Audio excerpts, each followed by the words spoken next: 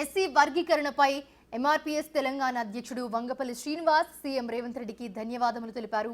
మాదిగలకు ఇచ్చిన మాట ప్రకారం ఆయన వర్గీకరణ చేశారని అన్నారు.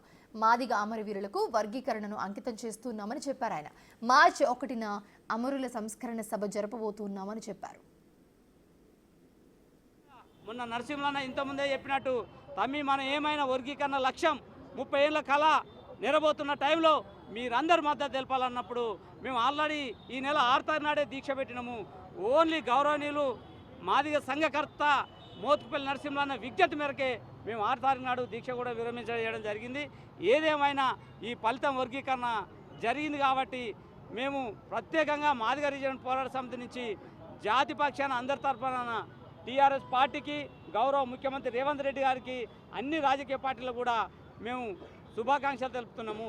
మరొకసారి కూడా మార్చి 1వ తారీఖు నాడు కూడా అన్నగారు మాకు పూర్తి కూడా